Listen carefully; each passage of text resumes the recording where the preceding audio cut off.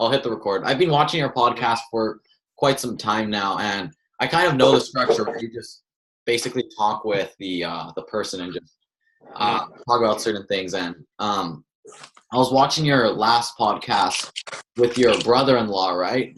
Yeah. Yeah, that was quite some interesting idea. So just I guess that type of format like that is pretty good. Nice. Yeah, I have the device right here. Nice.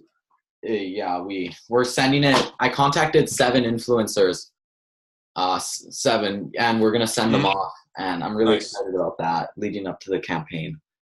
Nice. No, trust me, it takes hustle, but it's a good idea. There's really, there's nothing bad that can happen out of it. So yeah. And actually, then one thing with the Zoom interview, try to make sure that you're looking at the camera lens, right? Because it would be easy to just look at the screen and look at me talking, but then the viewer is going to be like, why is he looking away? So if you can look at whatever camera lens, that'd be right here. Yeah, got it. And here, just to give you a quick my book stack. I can even send you a picture. That's just some of my book collection. Wow. How many is that? Each book was like 1, 2, 3, 4, 5, 6. In total, including that and then other books, probably like 15 or maybe 20. But there's been there's been audible books and ebooks and stuff like that. So I try to read like a physical book, but it's tough. Audiobooks are really, really convenient. Yeah, you can read those a lot on the bus and stuff like that, and it's just really, really easy to just grind through them, right? Yeah. Mm-hmm. Yeah. Okay. Audible, ebooks are good. And here, let me adjust this. Okay. So how do you say your full name? So my full name is Joaquin Revello. Joaquin. Oh, I told you I was 50-50. I thought it was like, is it Joaquin? Like, yeah. Many people call me that. A lot of different variations. Hawkin. I don't know. Different weird stuff. But the name is originally from Spain, as I'm originally from Argentina. But I moved here to Canada a few years ago. Actually, a really long time ago, and I just liked it a little bit more than in Argentina. So it's Joaquin. It's Joaquin. Yeah, Joaquin. Like I'm walking through the store. Crazy. Yeah. It does not even look like that when you look at the spelling of it. Yeah. The spelling is Joaquin. So it's Joaquin, and then how do you say your last name? Revello. Revello. And this is actually the first Zoom interview I've done, because before, if you listen to watch the podcast, yeah, you go to them in person, right? Yeah, most of them are either in person or, just solo podcasts. Actually, it's either in person or solo. But I'm really trying to branch out with my guests and give my listeners a bit of a different, I guess you could say, experience with not just being people that I know and local people in Miami and that type of area, just people that are all over the world. You live in like Canada, right? Definitely not in the United States. Yeah. When I go to the United States, many people seem to think that's weird for some reason. I don't know why. They're like, "Yo, you're Canadian." And I'm like, okay, it's the same thing, man. So I truly respect that you're trying to branch out, because I guess that gives you more diversity with your podcasts. Oh, definitely. And for people that don't know, how old are you? I am 15 right now. I am grade 10 at my school. And trust me, once you guys hear his story and what he's doing, you're going to think like, man, at 15, I was like going to football games at high school and like doing my homework and stuff. But this kid's making serious moves. How do we even meet? I think we met probably through social media, right? Yeah. I contacted you because I was interested in your podcast, and I've been watching it, and I just wanted to talk to you because you seem like a really cool person. Nice. Yeah. And how long? That was maybe 3 or 4 months ago, right? Yeah, that was a few months ago now, and it's been really amazing. And then what you're doing, the project that you're focused on now is it's the Get Productive Alpha. Is that correct? Yeah, that's what it's called, and it's just a little it's my grade 10 personal project, which is basically this really big project. And I'm like, I might as well do it towards this little company that I started about 6 months ago now. And basically the goal was to make a device that would help people become more productive. I have one right here. And basically we're planning on launching it on Kickstarter in a few weeks and just basically getting the funding needed to mass produce it. So what made you want to get involved with, I guess you could say, the productivity scene? Because somebody your age really, the word productivity doesn't really seem to be in that vocabulary for a 15-year-old. So what made you want to get into that? Many people mock me for doing this type of stuff because they think it's like outlandish and just weird in general.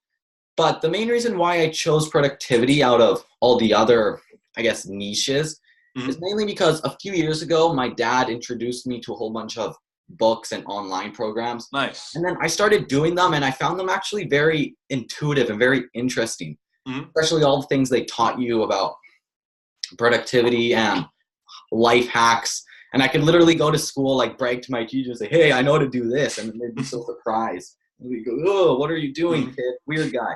I don't know. And then I saw this very interesting productivity course and some interesting studies which stated that in the US, over $650 billion as of 2007. So imagine how much it's grown now.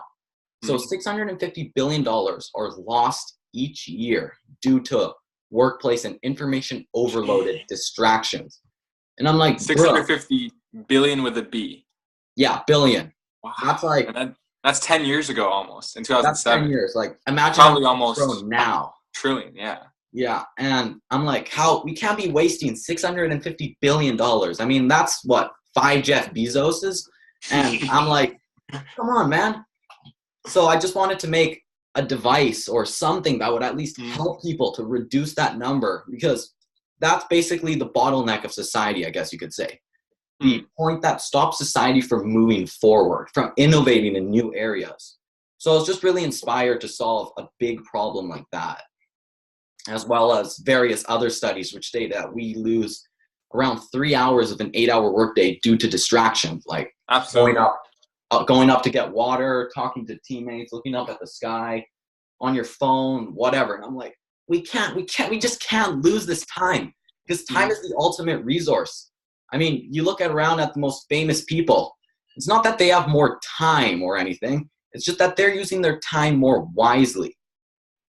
So when I started realizing that time is ultimately the equilibrium between success and, I guess you can say, not success, or the opposite of success, it really comes down to how you use your time. And everyone has the same time, right? It's just the people who become more successful use the time better than those who do not. So that's so true, man. That's the mission that I'm trying to solve with this. Yeah. And that's really, trust me, that's really, really prevalent in today's society, especially with social media and phone usage during work time. I mean, if you talk to most people, they'll say, I'm busy, I have a lot of stuff to do, blah, blah, blah, blah, blah. But if you ask them, write down exactly what are you doing each 30-minute block or 1-hour block for the next week or so, and they'll think, wow. I mean, at the end of the week, they'll think, I'm only working like 5 hours a day. I mean, I'm sleeping for 8 hours, driving for another hour or two, eating for another hour or two, watching TV for, I mean, at least, what's the average amount of time that people watch TV? The average American, probably a few hours. Years ago, they did a study, and they found that the average American watches, like, I think it's 4.9 hours a day. I mean, that's just accumulative. It's not that they sit down and watch 4 hours a day and just grind through the night, right? Yeah. Like on the car, or just waiting in line, or while working, just like popping out the phone and just watching something, right? Yeah. And it just really think about that. I mean, think about how if you sleep 8 hours a day, that means there's 16 hours left. Take out an hour for driving and, going to the bathroom, taking a shower, changing, just basic life stuff. You have 15 hours in a day. And based on the stat that you just said, Americans on average are spending 5 hours, 33% of that time watching basically TV or doing something on their phone. I mean, that's crazy if you think about it. So with that device that you just had, what exactly is the thought behind it, and what's the usage in terms of everyday life?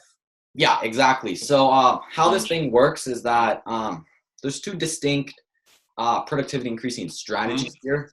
The first one is called Pomodoro timer, where you just spin this and it sets a certain amount of time. And then let's say you want to work for 30 minutes, you put 30 minutes, and then you put this on your desk somewhere where you can see it, and then you just press the button and it starts counting down the amount of time. And then you made that? Yeah, I made it. I coded it with a few friends. 3D printed. That's crazy. Wow. Anyways, you put it on your desk or whatever, and then you just start working. And then once the lights stop, you're supposed to get up, take a break, drink some water, do whatever, then come back and work another focused 30 to 45 minutes. And basically what this helps you doing is that it sets you up for disciplined work and rest intervals during the day. That way, instead of just working during the day unfocused or distracted, you have specific times during the day where you work focused and specific times where you work distracted, or where you take a break, I guess.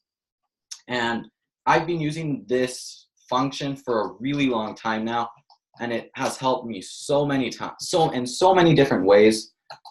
Yeah, that's just the Pomodoro timer. And then the second function is you just press the button in the middle and then starts lighting up. And basically this tracks the amount of time you do focused and productive work. Let's say you don't want the limitations of the Pomodoro timer, or just like working freely however you want. The goal with this function is to spend as much time possible doing the tasks that value the most to you. Because the fact is that especially as self-employed, there are probably thousands of tasks you could be doing every single day. But there's only those 3 key tasks, or even 1 key tasks, that give you the most value. So basically, if you could optimize the amount of time you spend doing that 1 key task, the 1 most important thing, your productivity will increase spectacularly. And that's basically what we're trying to do. And then at the end of the day, you connect this up to your phone app using something called the Internet of Things. And basically, just send you data to the phone app we created. And I guess you can just see long-term results. And you can actually see how long you're working in an 8-hour day compared to anything you speculate. That's awesome. And how long have you been developing this for? For a few months, or? Yeah, a few months. The idea was started back in February, but we've been doing a lot of hands-on designing with the shell and making it fit correctly on the desk and making it look sleek and whatever for the last. It does look cool. It looks similar to like the Apple style. Yeah. Yeah, it doesn't have a lot of fancy colors. It's just basically just white. And of course the colors, once you actually use the device, are different. But I think just that sleek, white, basic look is, it's keeping it simple. I like it. Yeah. That was, I guess, the goal. Make it as least intrusive as possible. Nice. So with that device, what's the next step in terms of, is it just a project that you're trying to do for fun, or is it something that you want to just expand and get funding for and pursue as a startup? Well, it started out more as a school project, as my grade 10 school project. And I also have an entire team around that who helps me, much of my classmates as well. But in the future, I think after we reach our goal of Kickstarter, around $10,000, that's our goal. We are probably planning on expanding the business more and making more productivity helping, I guess, devices and just methods. Because honestly, my vision is just to see a world that can be extremely productive. And that's basically what I want to keep on pursuing for probably the rest of my life, because I enjoy it so much. I find it very intriguing to investigate and find out these productivity strategies. So that's kind of where I'm going in the future. I still have no idea what university I'm going to go to, what I'm going to study and stuff like that. But I believe I'm going to keep on pursuing this idea. Man, trust me. And honestly, it doesn't even matter what university you go to or what degree you pursue, because you're going to be successful in whatever you do. I mean, I don't know any 15-year-olds that have the similar work ethic or the thought process or the vision that you do. And even people a lot older than me that are 40, 50-year-old business owners, entrepreneurs, they don't even have a grasp on the concept that you're talking about in terms of productivity and focused work instead of just distracted work. It's where they're trying to multitask and do many things at once instead of just focusing on the highest value task and the highest priority tasks for that day. I mean, yeah, and that's the thing. Even if that specific device that you have right now isn't going to scale and go huge, it's a start. So exactly. like with Airbnb, it never started as the concept that it is today. It started just as, I think it was a few friends in college or, after college, they were all roommates. They had a spare room, or they actually just had a couch, and they were just like, oh, let's, rent out our couch, turn a little extra money for people that are traveling to the city that they were living in. And I think it was actually called, I don't know if it was even called Airbnb. I think it was called just Air Bed and Breakfast, like the whole word spelled out.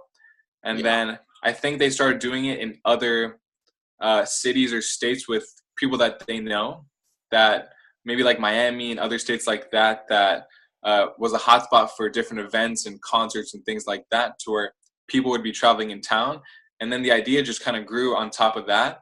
And now you have Airbnb. So you should definitely, anybody watching or listening, look up the real story of Airbnb and see that the first idea, even if they tried to push hard and make that a reality, it probably wasn't going to work, but they just kept trying, failing, tried something else, failed again, and they just kept innovating and trying new things and building up their service or product, whatever you want to call it, towards that today through trial and error. So even if that device that you have right now isn't the final product, it's still a start for something else that could be huge in 5 or even 10 years. So just starting somewhere is key. And I think a lot of startups have that impression that, okay, this is our golden ticket. Our initial idea is going to be, it's going to be on Shark Tank. It's going to be the next big thing. But for the most part, they have to really almost totally scrap the initial idea and take little bits of it that were a success and then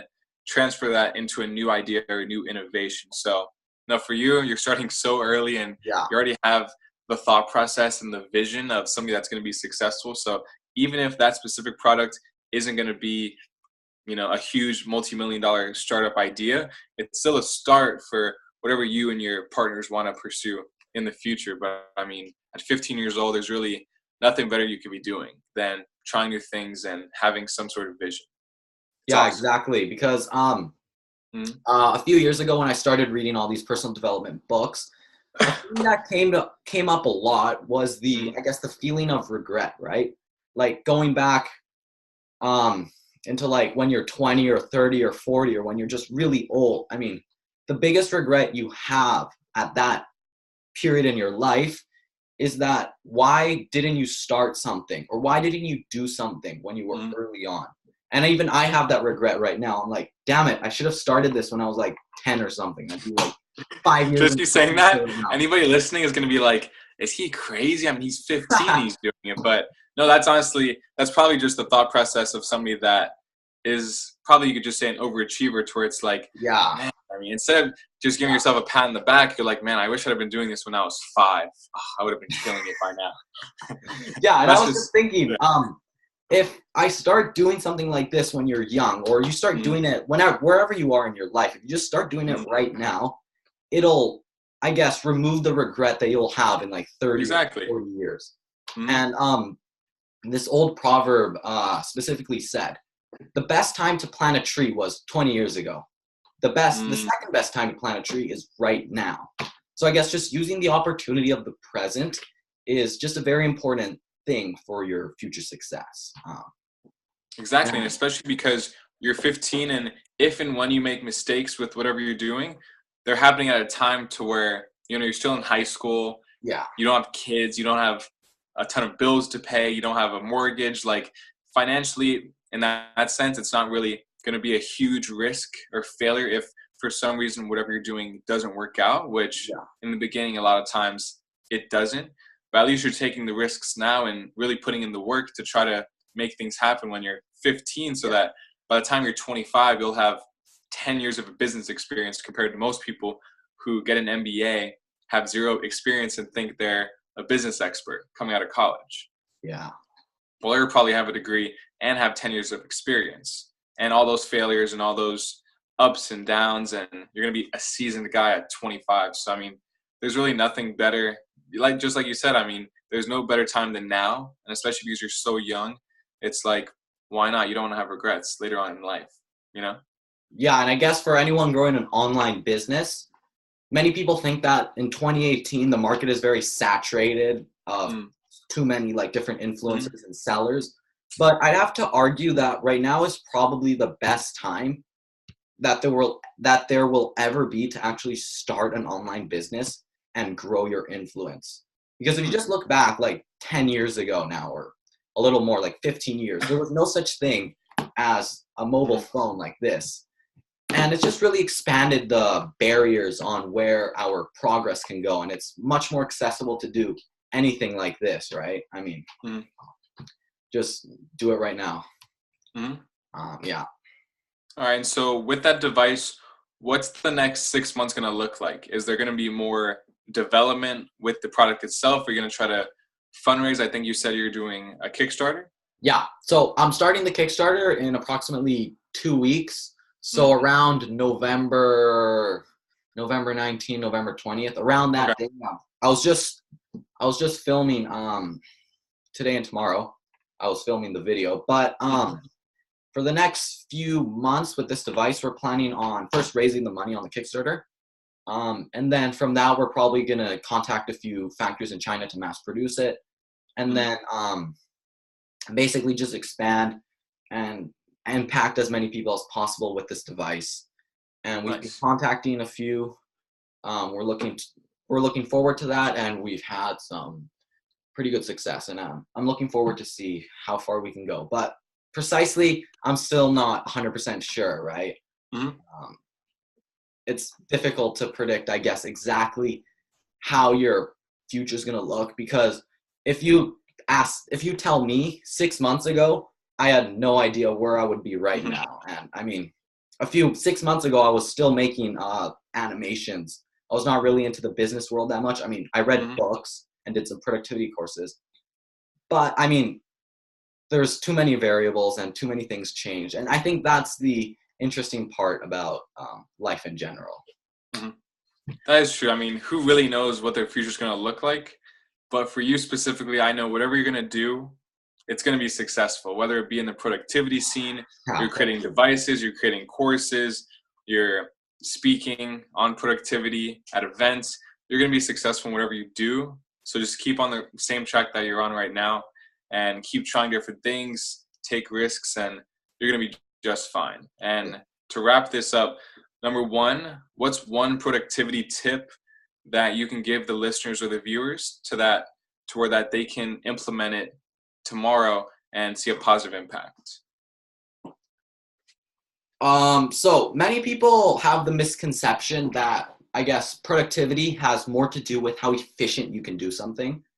But the truth is that if you want to achieve like spectacular levels of productivity, it all comes down to the tasks that you do. So if there's one tip I had to give you, it's probably to look at your top 3 goals of the year, or top goals of the month, or goals of the week, or any goal, and then ask yourself, what are the number one thing I could do that'll have the most impact towards achieving that goal? Let's say you want to sell a whole bunch of products online and do whatever. The number one thing you have to do to make that happen is to actually get on the phone and start making sales calls, right? You're not going to sell a bunch of products sitting on the couch, shuffling papers, right? So identify what that is for you, and I guess spend as much time possible doing that task. And when you start doing that, if you keep on doing that every single day, you're going to spend more time doing the tasks that give you the most value, which is the core of productivity, I guess. I love that. That's good. And where can people follow you on Instagram? And then where can they learn more about the Get Productive Alpha device? I actually have an Instagram channel and a YouTube channel and a website. The corporation is called Acetivity Labs. So ACETIVITY space labs. You can check that out on Instagram or YouTube. And yeah, you can follow. The website is acetivitylabs.com, right? Yeah, simply like that. All right, so acetivitylabs.com and then acetivity space labs basically on Instagram and YouTube. Yeah, I think Instagram it's without a space. It's a little bit weird, I guess, but it's along those lines if you want to. Along those lines. Gotcha. Gotcha. Well, Joaquin, thank you for being on the show, man. This is the first you've initiated the Zoom meeting protocol from the jump for the next however many episodes. So thank you again for coming on, man. I really appreciate you taking the time. Thanks for this opportunity, Alex. Definitely, man. Yeah, I really appreciate it. Anytime, boss. Hopefully we'll have you on again for sure. Yeah, have a nice and productive rest of your day and week.